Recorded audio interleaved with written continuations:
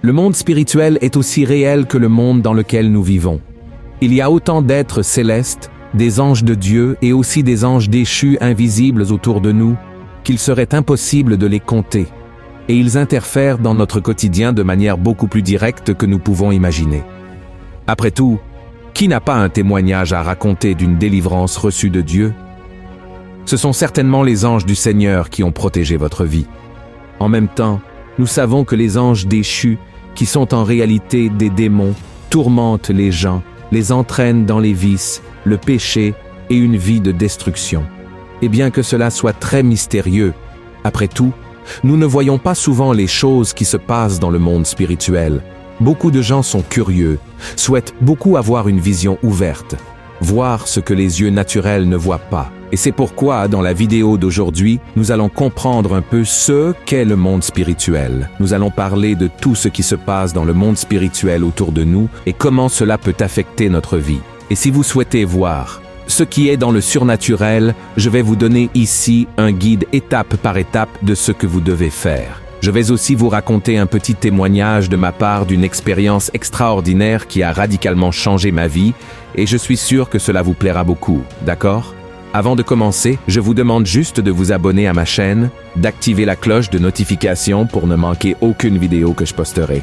Et n'oubliez pas de liker et de partager cette vidéo avec vos amis qui peuvent aussi en bénéficier. Le monde spirituel est une réalité parallèle au monde physique que nous connaissons et qui est toujours en mouvement. Il est habité par des êtres spirituels comme les anges et les démons, et il a un impact direct sur tout ce qui nous concerne, que ce soit dans les décisions que nous prenons ou dans les chemins que nous suivons. D'ailleurs, pendant que vous regardez cette vidéo maintenant, il y a une bataille spirituelle pour votre vie. Dans la Bible, dans Éphésiens 6, 12, l'apôtre Paul nous avertit que notre lutte n'est pas contre la chair et le sang, mais contre les principautés et les puissances dans les régions célestes, ce qui montre l'importance d'étudier cette réalité spirituelle. Sinon, nous serons influencés et pourrions même être détruits par les forces maléfiques qui y existent. C'est pourquoi je suis ici pour vous dire que le monde spirituel existe, parce que cela nous aidera à comprendre notre but ici sur Terre et à prendre les meilleures décisions. Après tout, la Bible enseigne que notre vie terrestre n'est qu'une partie de notre existence éternelle. En d'autres termes, notre vie physique dépend du spirituel. Et c'est pour cela qu'à certains moments, Dieu a permis que des hommes de la Bible voient le surnaturel de manière détaillée. Il voulait que son peuple comprenne les grandes choses qui se passaient ou qui allaient encore se passer. Par exemple, dans le chapitre 7 du livre de Daniel, le prophète raconte qu'il a eu une vision intrigante du monde spirituel, où il a vu 4 bêtes représentant de grands empires qui ont marqué l'histoire de l'humanité. Dieu a permis qu'il ait cette vision pour montrer les royaumes qui surgiraient et tomberaient ensuite du pouvoir. D'abord, Daniel a vu un lion avec des ailes d'aigle. Cet animal symbolisait l'empire babylonien, connu pour sa grandeur et sa rapidité à conquérir des territoires. Les ailes d'aigle montrent cette rapidité, et plus tard, les ailes sont arrachées, représentant un ralentissement de l'empire. La transformation du lion, pour avoir un cœur humain, suggère un changement de leadership pour être plus humain et moins injuste, ce qui s'est produit lorsque Nabuchodonosor a connu la puissance de Dieu. Ensuite, Daniel a vu un ours représentant l'empire médo-perse. La position de l'ours se levant d'un côté montrait qu'une partie de l'empire était plus forte que l'autre.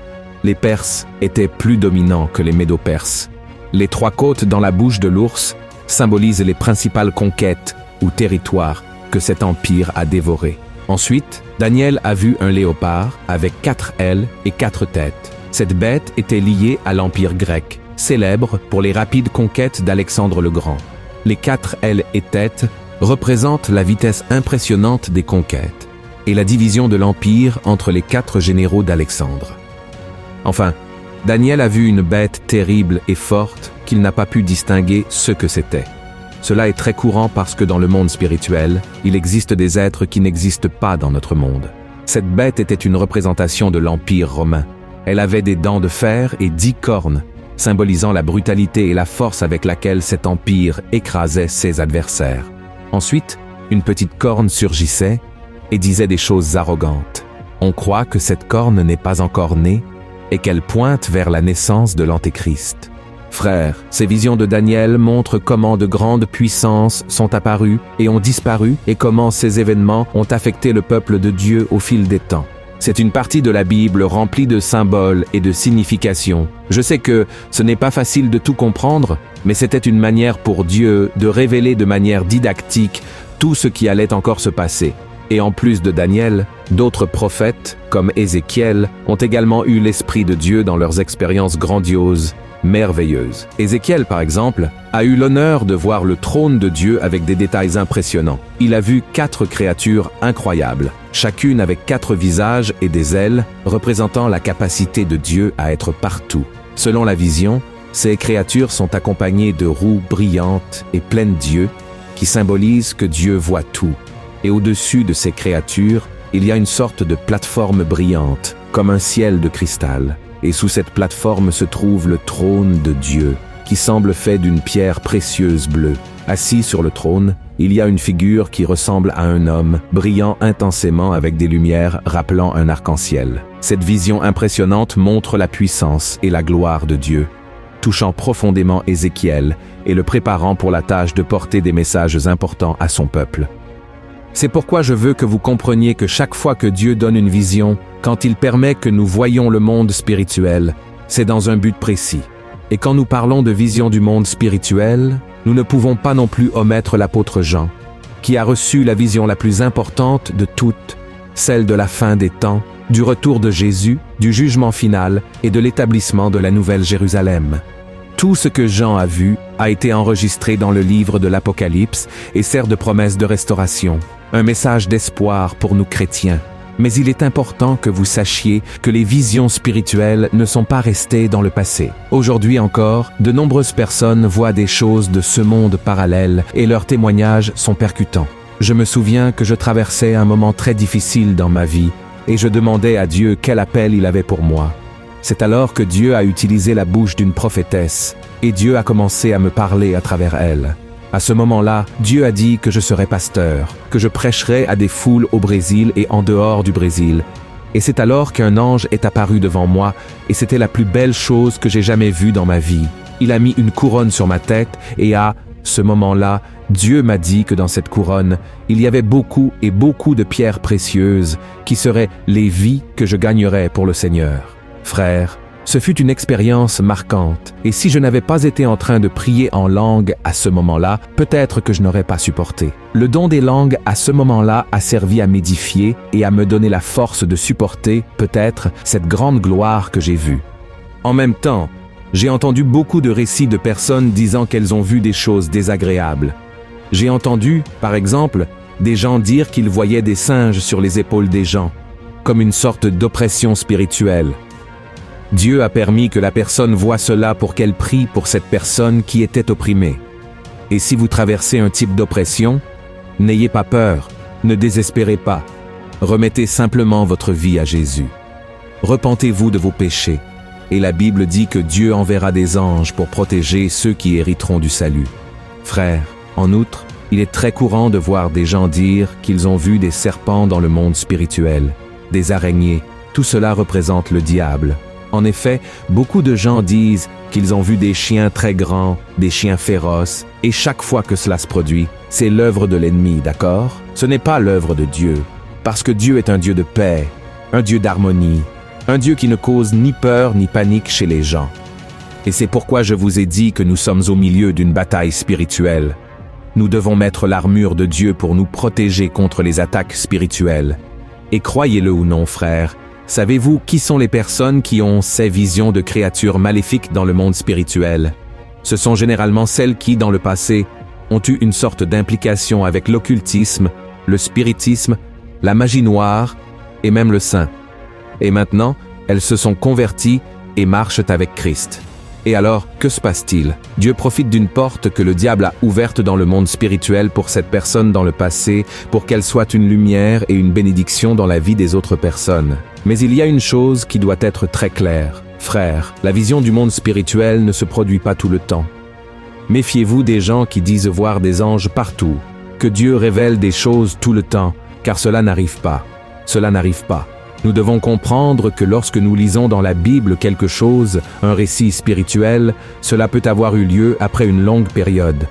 Lorsque vous lisez le livre des Actes, par exemple, vous voyez Dieu permettre l'apparition d'un ange à Pierre, mais jusqu'à ce que la prochaine vision céleste se produise, généralement des jours, des semaines ou des mois se sont écoulés.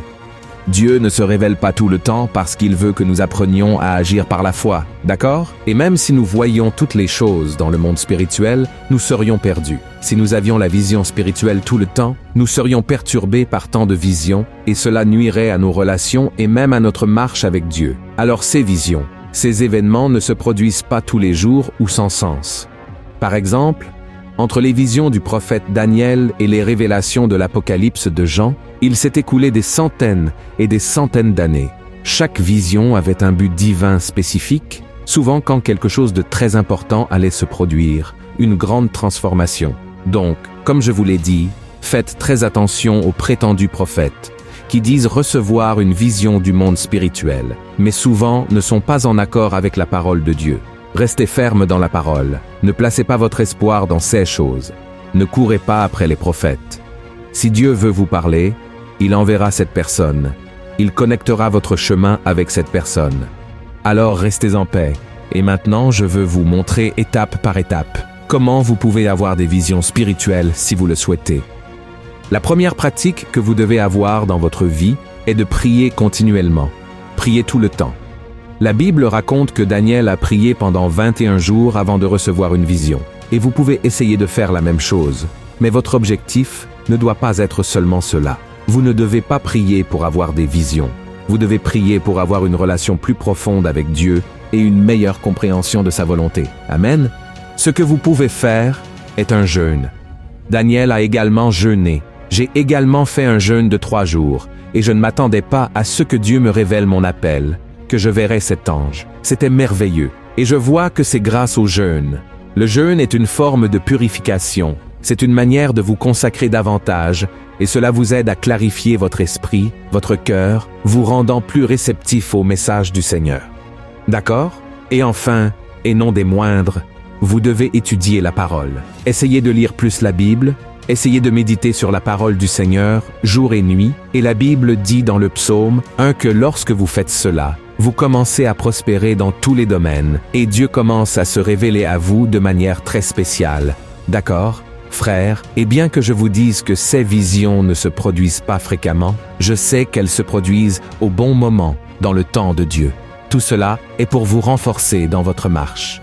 Par exemple, vous êtes là au Gethsémani, suant du sang, souffrant énormément, et la Bible dit qu'un ange est apparu et a commencé à le réconforter. De même lorsqu'il a vaincu Satan dans le désert, alors comprenez que Dieu campe toujours les anges autour de vous. Il prend toujours soin de vous, même si vous ne le voyez pas. Comme je l'ai dit, nous, chrétiens, devons vivre par la foi. Nous devons faire confiance au Seigneur avant tout et ne pas mettre notre confiance dans l'homme, mais chercher en Dieu la véritable, la première révélation qui est déjà dans sa parole. Et à travers la prière, Jésus ouvrira vos yeux et vous fera comprendre tous les chemins et plans qu'il a pour votre vie. Amen. Si vous avez aimé ce message, partagez-le avec vos amis et votre famille et abonnez-vous à ma chaîne. Que Dieu vous bénisse puissamment et je vous attends dans la prochaine vidéo. Amen.